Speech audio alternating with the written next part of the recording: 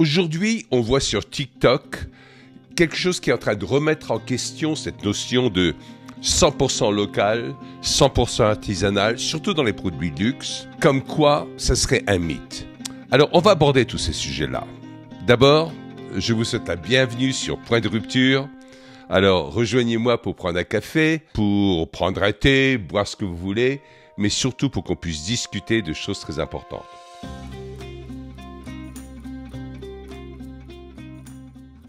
Sur Point de Rupture, on ne va pas seulement chercher à survoler des sujets ou à faire des clics pour faire du complotisme ou pour que des gens nous rejoignent, etc. Mais on va aller chercher à aller en profondeur dans certains thèmes qu'on n'aborde pas d'habitude. Alors, quelles sont les actualités derrière les actualités et qu'est-ce que ça veut dire? On voit ce qui est en train de se passer sur TikTok. Hein. Même par exemple, la plupart des gens pensaient et il semblait que Hermès insistait sur le fait que Hermès ne produit qu'en France et produit pas à l'étranger. Mais ce qui est en train d'arriver sur TikTok, c'est des tas de producteurs qui fabriquent des choses localement en Chine, sont en train de dire, mais si on produit du Hermès, mais si on produit du Michael Kors, mais si on produit des tas de marques différentes. Et là, qu'est-ce qui se passe derrière tout ça? Eh bien, ça risque de remettre en question toute cette notion des tarifs douaniers qui sont imposés par Trump, où tous ces fabricants vont chercher à vendre directement aux gens et à contrecarrer les marques. La Chine a déjà dit d'ailleurs qu'elle allait arrêter de respecter, pas qu'elle le faisait auparavant, toute cette notion de propriété privée, de propriété intellectuelle, qu'elle allait surpasser ça et le faire directement. Ils disent parce que c'est nous qui le produisons. On peut copier parfaitement et on va le faire au nom des marques et tout ça. Et c'est comme ça que ça va se passer. Alors, est-ce que ça a un sens, ça? Et comment est-ce que la politique de Trump, avec le fait d'imposer les tarifs douaniers, peut contrecarrer ça? Eh bien, à mon avis, elle peut le contrecarrer, pas en imposant des tarifs douaniers à la Chine de façon générale, mais si elle n'arrive pas à contrecarrer des tas de producteurs, parce que en Chine, nous on a une perception de la Chine qui est fausse, je pense. On pense que la Chine, elle contrôle tout d'en haut complètement. C'est pas nécessairement le cas. C'est mal comprendre l'état d'esprit chinois. C'est-à-dire, le Chinois, je généralise bien sûr, quand il est à la tête d'une entreprise, quand il est responsable de quelque chose, il va y mettre son cœur, son âme, sa vie entière dedans. Il va commencer à fonctionner de façon très intense de cette façon-là. Et donc la Chine est plus décentralisée qu'on ne le croit. Par certains côtés idéologiques, elle est très centralisée. Il n'y a pas de choses essentielles qui se font sans l'accord du Parti communiste chinois. Mais dans la réalité des choses, c'est très décentralisé et il y a un pouvoir local. Donc, beaucoup de gens se sentent menacés par ces tarifs douaniers. Et donc, eux vont vouloir vendre directement. Alors, comment est-ce que l'administration Trump va pouvoir contrecarrer tout ça? Eh bien, elle va chercher à le contrecarrer en faisant les choses suivantes. Si elle n'arrive pas à créer des tarifs douaniers sur certaines personnes spécifiques, parce qu'ils ignorent même peut-être qui ils sont, quand ils vont vendre du Hermès ou autre chose en direct à des gens qui le commanderaient, par exemple, sur Internet, ils pourront le faire en imposant les tarifs, soit chez Amazon, soit chez Alibaba. C'est-à-dire, il y aura un glissement du tarif vers ceux qui sont responsables de la logistique. Parce qu'on peut toujours toucher les gens qui sont responsables de la logistique. Alors peut-être qu'il y a un bras de fer qui s'ensuit de ça, où les entités chinoises, les petites entreprises, je m'entends, les entreprises chinoises vont entrer dans un bras de fer avec l'administration américaine parce qu'elles vont vouloir mettre de leur côté tous ceux qui sont responsables de la logistique. D'un côté, Alibaba, de l'autre côté, Amazon. Alors, Alibaba, c'est chinois, ça c'est bien plus facile pour Trump de vendre le fait qu'il va vouloir imposer des choses chinoises. Mais est-ce que Trump va oser s'attaquer à Amazon? Parce que là, ça sera complètement différent. Parce que si il ne va pas imposer les tarifs douaniers à la base en Chine, il va les imposer chez Amazon. Et là, ça devient bien plus complexe. Ça ne veut pas dire qu'il ne va pas trouver une solution. Trump et les gens qui l'entourent sont assez intelligents pour trouver des solutions à tout ça. Mais il y a un problème là-dedans. C'est que quand on rentre dans une situation où ça devient de plus en plus compliqué, il faut savoir une chose, que la complexité dans les tarifs douaniers va engendrer davantage de bureaucratie, davantage d'administration. Et dès qu'il y a davantage de bureaucratie et davantage d'administration, eh bien, c'est un terrain de corruption qui augmente. Alors, on a besoin de surveiller ça de très près. Nous avons déjà vu des contre-réactions d'un côté comme de l'autre. Même après cette annonce de pas mal de fabricants de produits de luxe, français ou américains ou européens, en Chine, il y a déjà eu une contre-réaction de la part de Trump, son administration, où ils sont passés à 150% de tarifs maintenant. Donc c'est une guerre tarifaire qui est immense. En attendant, ça peut encore fonctionner. Mais dès que la quantité de tarifs risque de dépasser la marge bénéficiaire que se font ces entreprises, là, il y aura un problème. Et là, il faudra regarder la situation d'une autre façon. On sait qu'en ce moment, il y a un hiatus, il y a une pause d'environ 90 jours sur les tarifs, sauf sur la Chine. C'est pas clair. Suivons ceci de très près pour voir ce qui va se passer. Sur un sujet tout autre que j'ai vu dans les actualités en ce moment, mais qui m'a interpellé, et c'est sorti dans Breitbart News, B-R-E-I-T, News. C'est une entité d'information qui se considérait comme alternative pendant un certain temps, mais aujourd'hui, elle est rentrée dans des médias quasi normaux comme Fox News, comme tout ça, est très reconnu. Et il y a le rédacteur en chef de Breitbart, parce que le fondateur de Breitbart, il est mort à 44 ans, il y a déjà plus de 10 ans. C'est à lui qu'on doit le fait que la culture est toujours en amont de l'économie et de la réalité économique. Ça, c'est ses phrases, et c'est une phrase très intelligente. Mais là, le rédacteur en chef s'appelle Alex Marlow.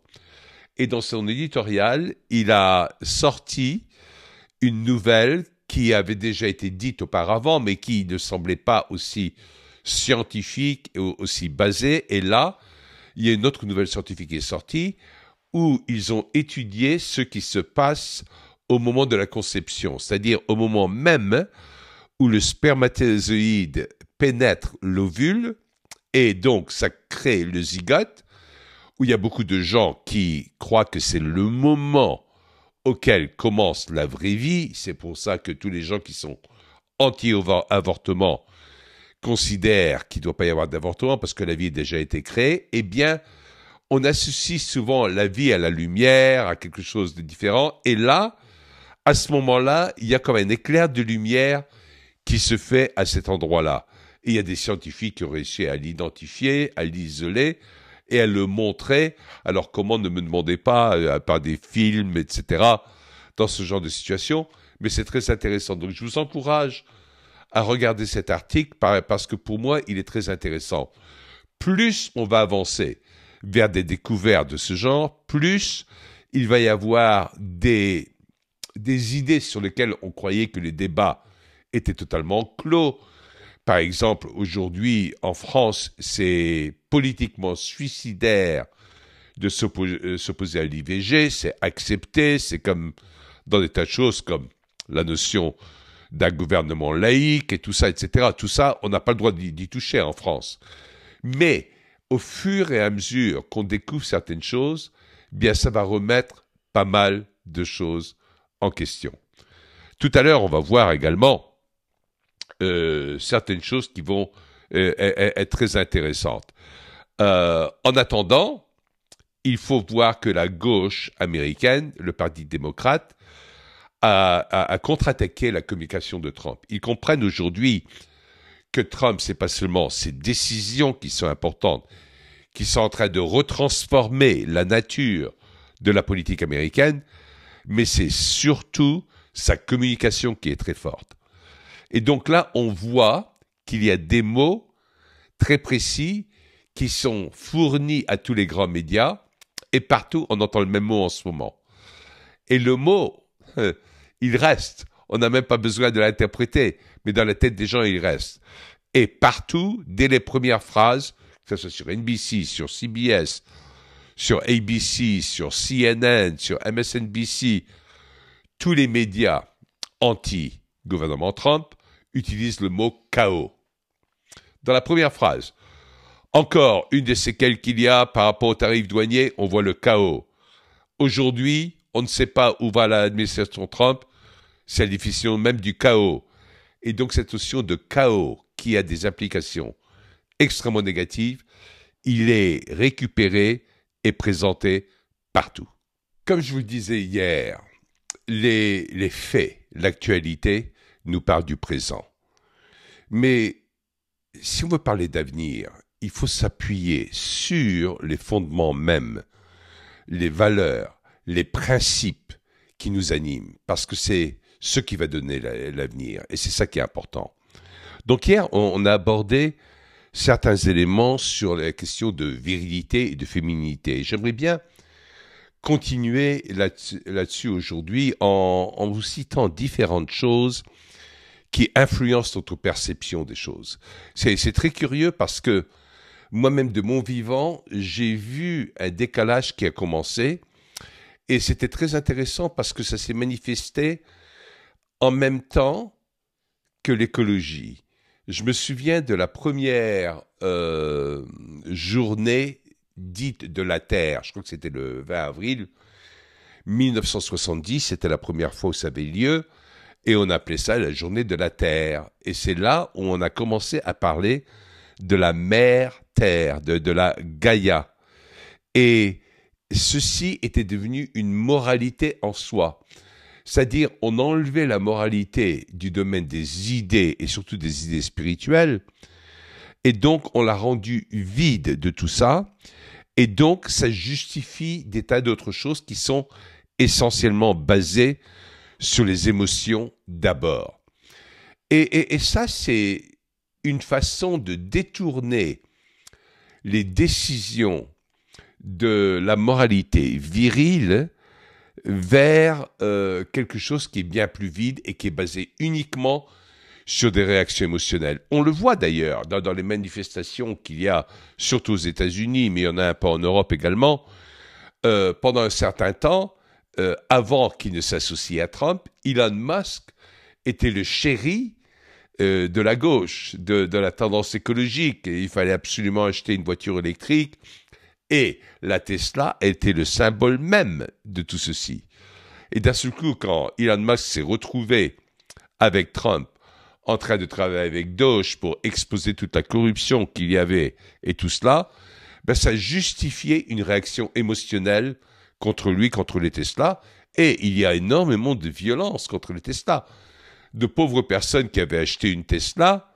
Moi, j'aurais jamais acheté une Tesla parce que, bon, bref, ça c'est pour d'autres raisons. Mais disons qu'il y a des gens qui achetaient des Tesla et puis ils croyaient aller dans le vent de toutes les notions écologiques, le tout électrique, etc. Et ces gens-là se retrouvent avec leur voiture qu'on raye avec des coups de clé ou même qu'on brûle, qu'on envoie des cocktails Molotov dessus. Il y a même eu des attaques contre des concessionnaires de Tesla.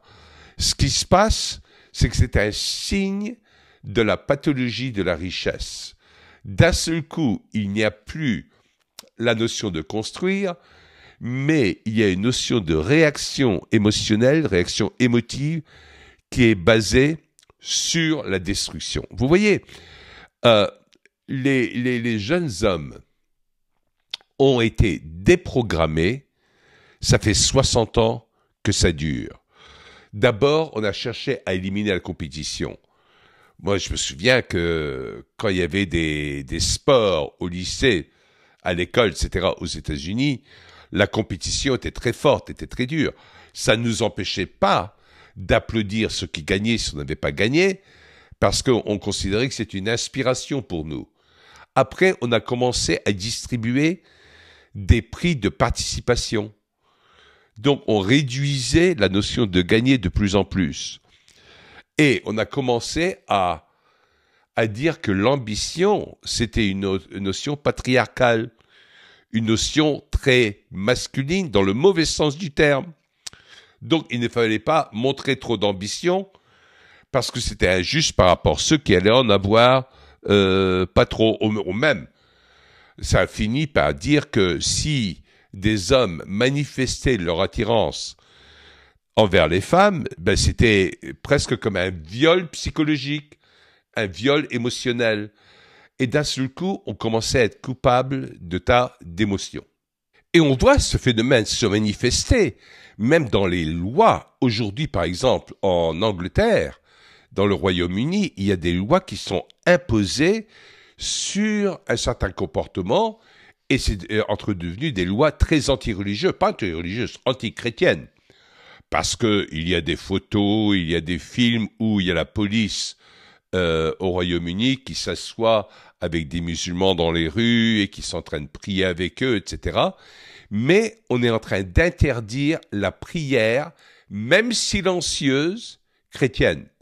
C'est-à-dire, si un policier demande à quelqu'un qui se tait, qui est au coin de la rue quelque part, qu'est-ce qu'il est en train de faire, et lui il dit, je suis en train de prier intérieurement, on peut se payer 2 ans de prison pour ce genre de choses. Plus une amende, je ne sais plus de combien, mais une amende aberrante de 250 000 livres ou quelque chose comme ça. C'est quelque chose absolument invraisemblable. Alors, on relâche les criminels, on fait des choses comme ça, mais il y a de plus en plus d'accusations de crimes émotionnels.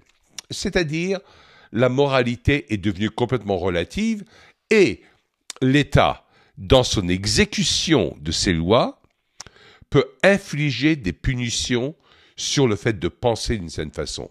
C'est-à-dire, on ne sait plus jamais si on est hors la loi ou dans la loi, ou si on est en train d'écouter ce qui est censé se faire, ou si on est en train d'aller dans un autre sens.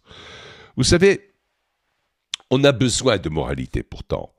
Parce que Jordan Peterson, et je vous cite ce qu'il dit là, il parle du fait qu'il vaut mieux regarder la moralité en tant qu'aventure et non comme une tâche à accomplir.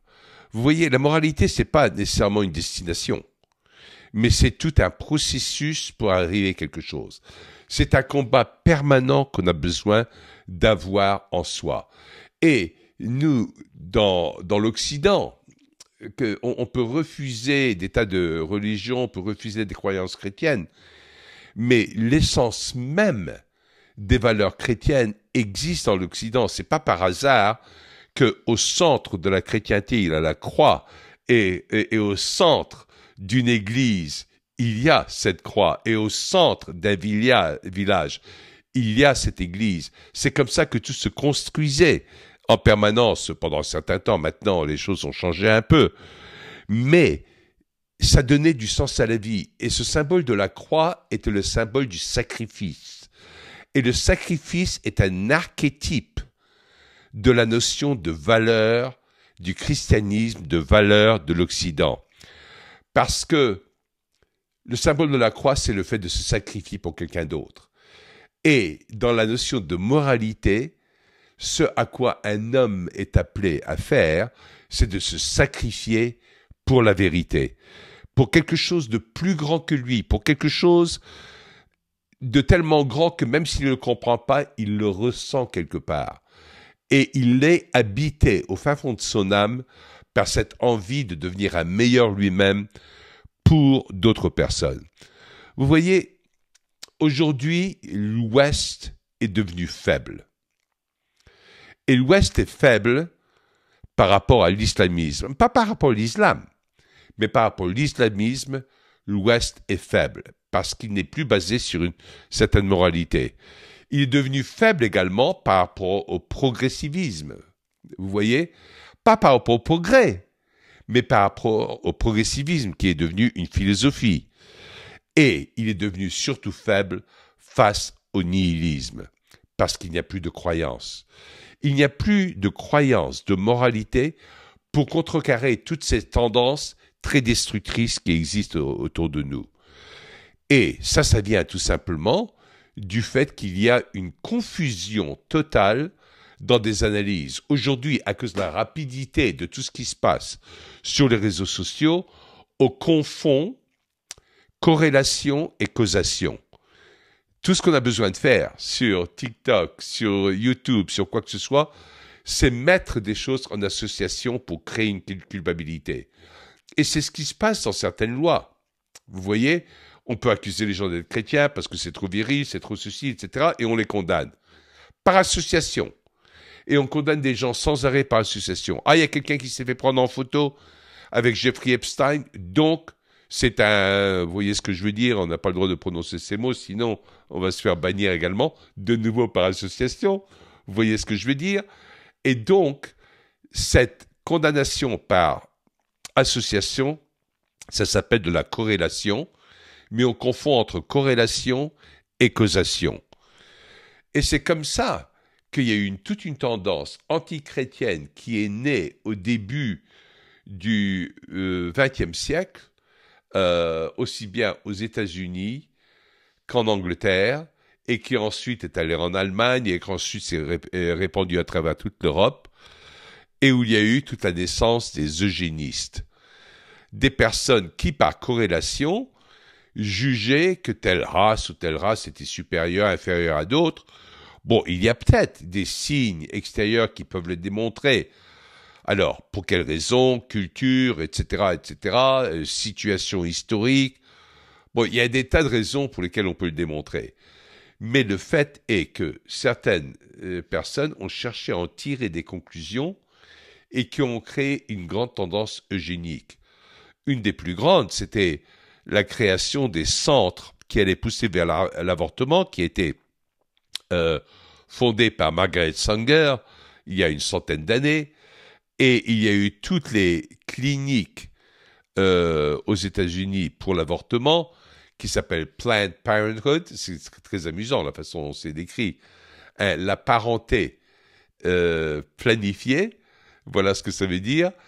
Et à l'origine, Margaret Sanger était en collaboration avec le Ku Klux Klan, où la notion d'avortement était destinée surtout à éliminer les races noires aux États-Unis. Aujourd'hui, Margaret Sanger est une sainte. C'est quelqu'un dont la gauche parle comme une bonne personne. Pourquoi? Parce qu'elle est pour l'avortement. Alors, quel est le rôle d'un homme aujourd'hui face à tout ça? Ben déjà, ça dépend des hommes, parce qu'il y a vraiment différents types d'hommes. Il y a une classification d'hommes qui a été faite. Moi, j'aime pas trop mettre les gens dans des boîtes, mais en même temps, c'est une réaction assez humaine. On a envie de se caser, tout comme les gens qui aiment bien interpréter leur vie à travers l'astrologie. Ah ben moi, je suis Lion, donc je suis dominant, etc. Moi, je suis Capricorne, donc je suis fidèle, etc. Bon, des tas de choses comme ça, etc. Il y a eu des classifications d'hommes qui ont été faites. Mais je vais vous donner mon opinion dessus, mais permettez-moi d'abord de passer tous ces hommes en revue. D'abord, vous savez que on parle de l'homme alpha. L'homme alpha, c'est quoi? C'est celui qui a du leadership, qui sait prendre des décisions, qui est charismatique, qui fonctionne avec intégrité en permanence. C'est l'homme fort, c'est le leader, c'est la personne que tous les autres vont suivre. Ensuite, il y a l'homme bêta. Et j'ai cherché surtout à vous donner les côtés positifs de chacun d'entre eux. Je vais pas mettre en avant l'homme alpha par rapport au bêta, etc. Alors, l'homme bêta, c'est quoi? Ben, c'est opposé à l'alpha. C'est quelqu'un qui est plus aimable, qui soutient les autres. C'est une personne de connexion. C'est une personne qui va donner l'exemple de loyauté par rapport aux relations qu'il établit. Il y a l'homme delta, celui qui est bien plus réservé, qui a tendance à être bien plus réaliste, pas nécessairement idéaliste. C'est celui qui va travailler dur dans tout ce qu'il va faire. Il y a l'homme gamma. Alors l'homme gamma, c'est, comment vous dire, c'est Indiana Jones, c'est l'aventurier. C'est quelqu'un qui vit à fond, qui est bourré d'énergie. C'est la personne qui veut conquérir de nouveaux territoires, qui est bien où elle est, mais elle est encore mieux là où elle va être. Ça, c'est le type de l'homme gamma. Il y a l'homme oméga. L'homme oméga, c'est l'intellectuel, c'est l'introverti, c'est ce qu'on appellerait beaucoup de geeks. Vous voyez, des gens qui sont complètement dans la technique, etc. Ça, c'est des gens oméga. C'est une personne qui n'est pas du tout amoureuse du pouvoir. Cherche pas le pouvoir. Elle est bien plus dans ses idées intellectuelles de cette façon-là. Après, il y a l'homme Sigma, et pendant un certain temps, surtout récemment, les Sigma étaient perçus comme presque l'homme parfait. Ben, c'est quoi un homme Sigma? Ben, c'est un loup solitaire. C'est l'anticonformiste. C'est l'individualiste. C'est l'indépendant.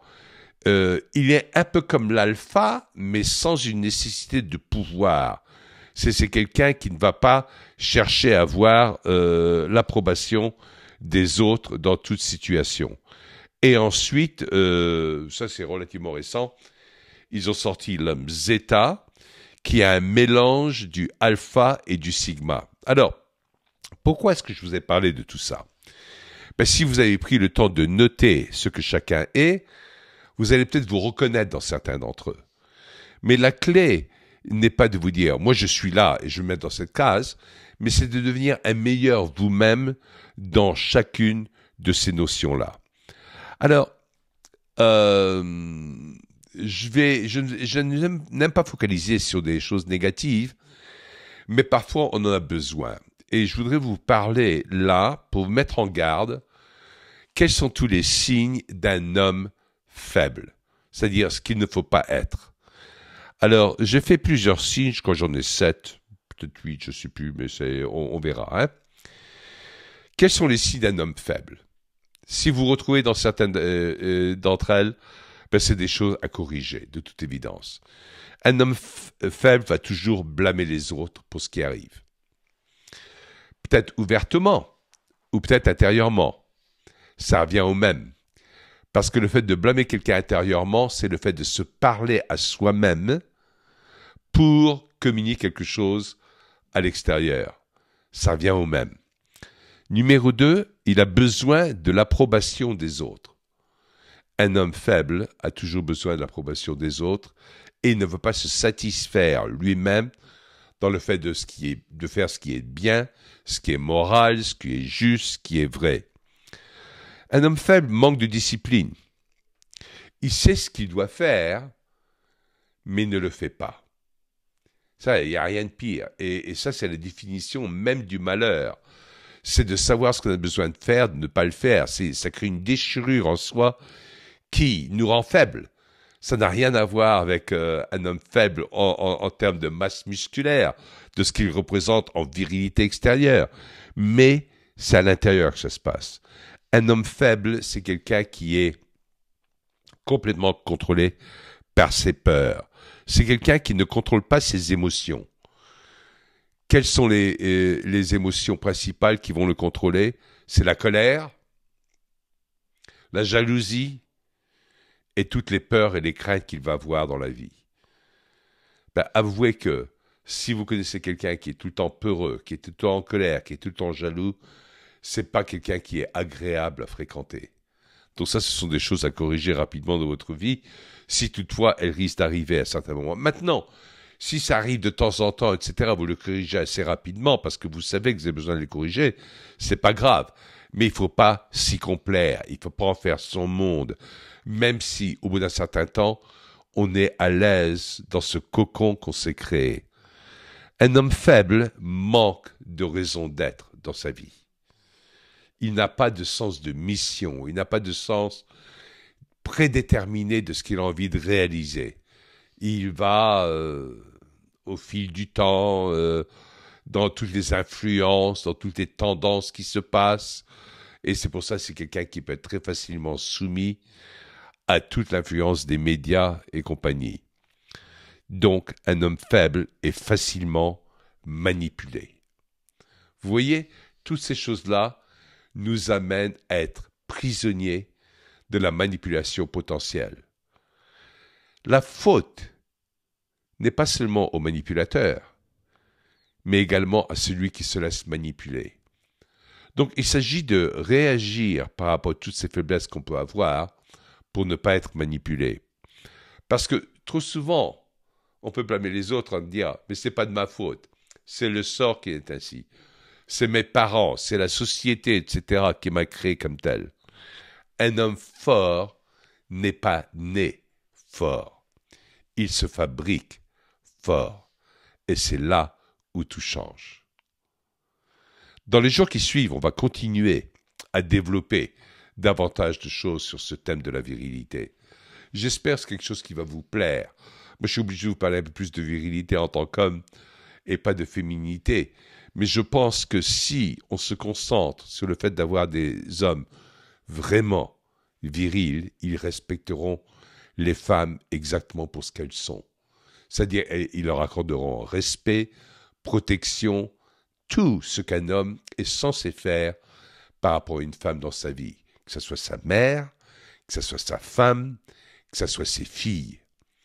Le devoir d'un homme, c'est de protéger, de pourvoir, de fournir, d'être là pour amener le respect, l'admiration et tout cela. Sur point de rupture, on a plusieurs approches. On part de l'actualité, ensuite on part de certains principes, certaines valeurs. Là, on a parlé de virilité, et on continue un peu là-dessus.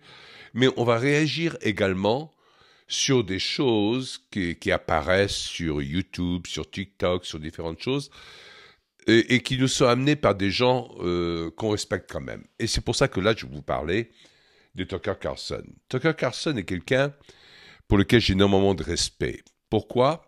Parce que il a toujours pris des risques dans sa vie, des risques qui lui ont coûté d'ailleurs son job sur la Fox News, qui au préalable lui avait coûté son job chez CNN, chez MSNBC. Il a perdu différents jobs et finalement il a dit, c'est la meilleure chose qui lui soit arrivée, parce que maintenant il est complètement indépendant, il a son propre Tucker Carlson Network, je ne sais plus comment ça s'appelle, ou Tucker Carlson Channel, peu importe. Mais il fait les choses par lui-même. Et il a fait des choses que la plupart des gens n'étaient pas prêts à faire. Il s'est déplacé.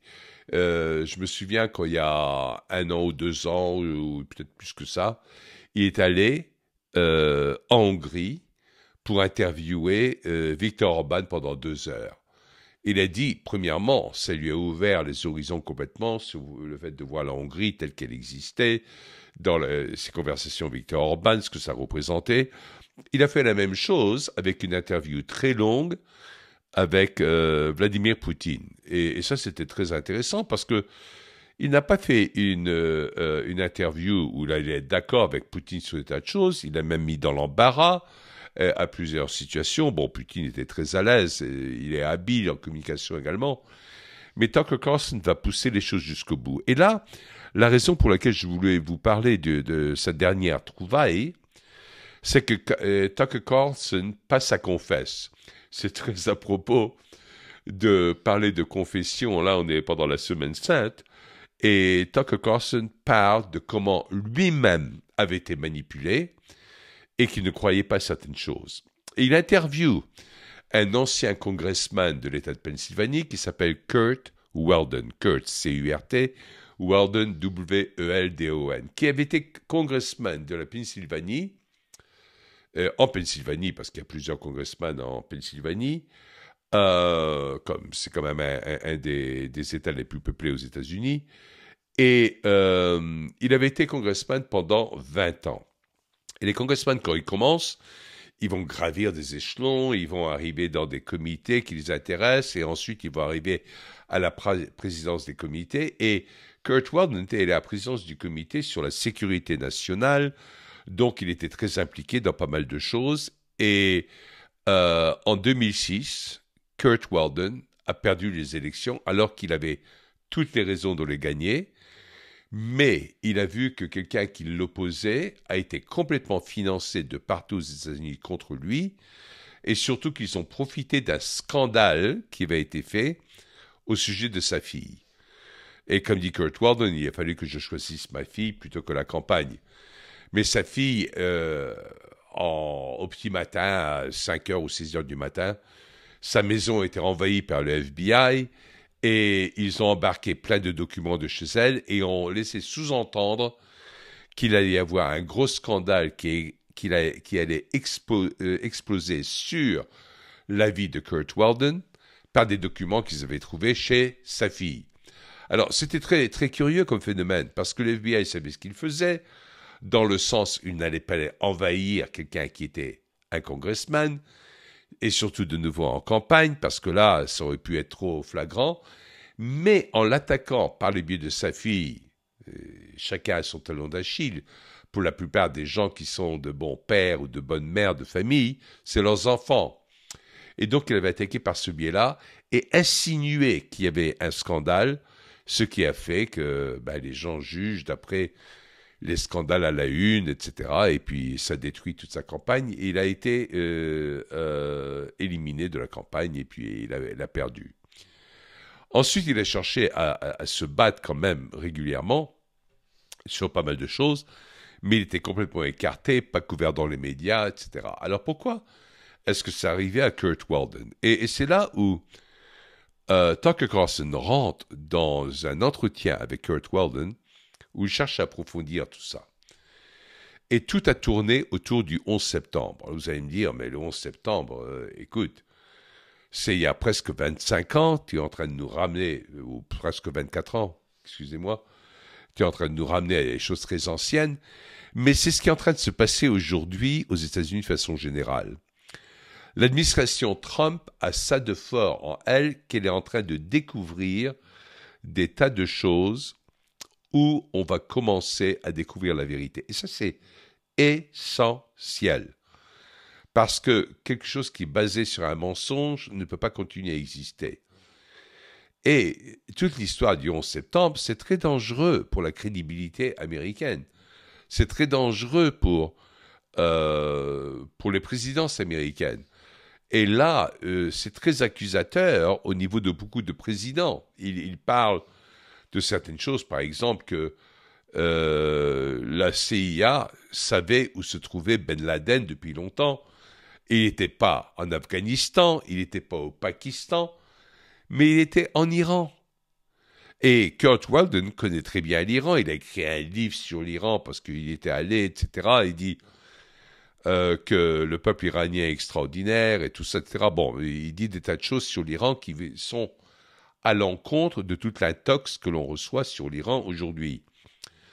Ce qui est de très intéressant dans tout ceci, c'est de voir Tucker Carlson interviewer Kurt Weldon qui remet en question beaucoup des soi-disant vérités auxquelles on croit sur le 11 septembre et le fait que certains des pilotes d'avions, est-ce qu'ils ont été abattus ou pas, on ne sait même pas, tout ça c'est très flou, mais travaillaient pour la CIA déjà auparavant.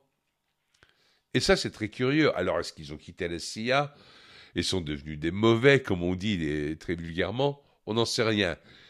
Mais il y a assez de questions à se poser pour aller d'une façon plus approfondie sur ce thème. Et Tucker Carlson parle d'une chose essentielle. La chose dont il parle, c'est le fait que lui-même s'était trompé. Pas seulement s'était trompé, mais lui-même décrivait tous les gens qui remettaient en question la thèse officielle du 11 septembre comme des barjots, comme des conspis, comme des complotistes, comme des cinglés, et donc il ne fallait pas les écouter. Et Tucker Carlson, quand il dit ça, il dit « et j'avais tort ». Et j'avais tort, je me suis trompé. Et depuis, c'est sur des tas de choses où je me dis, sur quoi d'autre est-ce que j'ai tort? Est-ce que j'ai induit les gens en erreur? Et il dit, et c'est là qu'en tant que journaliste, on a une très grande responsabilité de chercher la vérité jusqu'au bout. Et Kurt Weldon remet en question des tas d'éléments sur le 11 septembre. Je vous invite à regarder l'interview en entier parce que ça dure 1h30 environ. Donc c'est Tucker Carlson, vous connaissez Tucker Carlson, je prononce un peu à la française pour que vous ayez moins de mal à le trouver, Tucker et Carlson, et son interview avec Kurt Weldon, Curtweldon. Et Kurt Weldon soulève certaines choses qui sont très intéressantes. Alors, moi, je vais vous parler de ça, c'est pas dans le sens d'alimenter une thèse complotiste, c'est pour mon intention, ni de la conspiration. Mais c'est pour ça que si vous pouvez regarder l'interview en entier par vous-même, vous trouverez ça très intéressant. Vous allez sans doute, parce que c'est en anglais, mettre des sous-titrages en français pour pouvoir le suivre, mais je trouve ça passionnant. Je vais seulement évoquer une chose dont il a parlé qui m'a frappé. Ça ne veut pas dire que c'est une preuve de quoi que ce soit, mais ça soulève des questions. Ça soulève des questions parce qu'on sait que d'abord, une tour s'est écrasée de 110 étages, une deuxième tour s'est écrasée, 110 étages, et ensuite, il y a une troisième tour qui n'était même pas du tout proche, qui était, je ne sais plus, à 700 mètres, quelque chose comme ça, des deux autres, et donc il n'y a pas eu d'avion ni quoi que ce soit, et cette tour de 47 étages qui détenait toute la comptabilité de la CIA et du Pentagone, alors que Donald Rumsfeld venait de dire la veille, le 10 septembre, qu'ils n'arrivaient pas à mettre le doigt sur 2,3 000 milliards de dollars de dépenses par le Pentagone, 2,3 000 milliards. Vous imaginez ce que c'est? C'est plus que le budget français. C'est quelque chose de phénoménal. Ils n'arrivaient pas à remettre le doigt dessus. La tour s'écroule et puis toute la compta a disparu avec et tous les gens qui voient la tour s'écrouler, elle ne s'écroule pas. C'est comme de la destruction maîtrisée. Hein, c'est ce qu'on appelle la démolition maîtrisée. Et là, Kurt Weldon, il faut que je vous dise une chose, c'est que tout son passé avant d'être congressman, il était pompier. Il était un haut gradé chez les pompiers et il en avait fait son leitmotiv. C'est pour ça qu'il considérait la sécurité toujours comme extrêmement importante. D'ailleurs, il disait que la tradition des pompiers aux États-Unis remonte à 60 ans avant même la création des États-Unis. C'est-à-dire au début du XVIIIe siècle, il y avait déjà des organisations de pompiers, que c'était une volonté des gens qui allaient s'entraider et qui allaient faire des choses pour contribuer à la sécurité de leur communauté. Et donc lui, apparemment, il y connaît certaines choses que moi je ne connais rien là-dedans.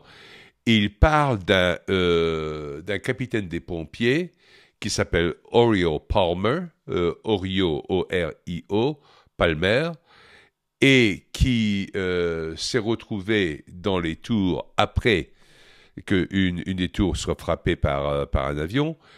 Et il a pris un ascenseur, il l'a réactivé parce que l'ascenseur ne fonctionnait plus. Il a pu prendre l'ascenseur jusqu'au 40e étage. Ensuite, il a gravi 38 étages à pied. Imaginez avec tout ce qu'on porte sur soi, etc. en tant que pompier. Il est arrivé au 78e étage.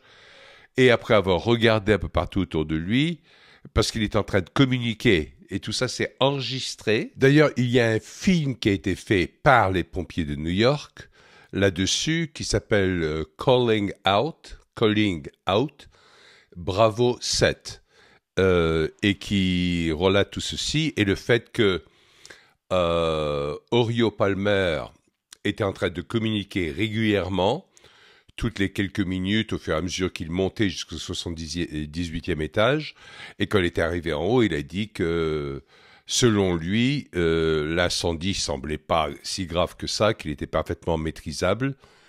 Et après son dernier message, une minute après, la tour entière s'est effondrée. Donc lui, il a péri dedans. Et il est considéré comme un héros à cause de tout cela. Si vous avez l'occasion de regarder cette vidéo, je crois qu'elle a été faite seulement en 2020 par les pompiers de New York. Donc, dans la communauté des pompiers de New York, il reste énormément de gens qui considèrent que la clarté n'a pas été faite sur toute la notion du 11 septembre. De nouveau, pour moi, je ne veux pas alimenter des éléments complotistes là-dessus, ni conspirationnistes, mais je crois que c'est important de comprendre que aujourd'hui, les gens se méfient de plus en plus de tout ce qui vient des autorités, des commissions qui ont tendance à manipuler les vérités et qu'il y a beaucoup de gens qui veulent savoir vraiment ce qui s'est passé. Ce qui est grave là-dedans, c'est que ça implique des tas de décisions. Si ce n'est jusqu'à la présidence, au moins de certaines personnes qui ont cherché à fermer la vérité et à ne pas dévoiler tout ce qui se passait. Pourquoi? Parce que ça met en jeu une trahison. La trahison contre le peuple américain. Il y a quand même eu 3000 personnes qui ont péri le 11 septembre. Et pour quelle raison? Qui était à la base de tout ça? Qui l'a fait? Avec la bénédiction de qui ça a été fait, etc., etc. De nouveau, je ne cherche pas à alimenter les théories complotistes, mais la vérité a quand même besoin d'être faite. Alors, pour nous aider, à vous aider à en connaître davantage sur tous les sujets, bien sûr, likez, abonnez-vous à notre chaîne et surtout, partagez-la avec d'autres personnes pour amener de plus en plus de personnes qui vont pouvoir suivre tout ce qu'on est en train de faire sur Point de Rupture, 5 jours sur 7, du lundi au vendredi à 19h.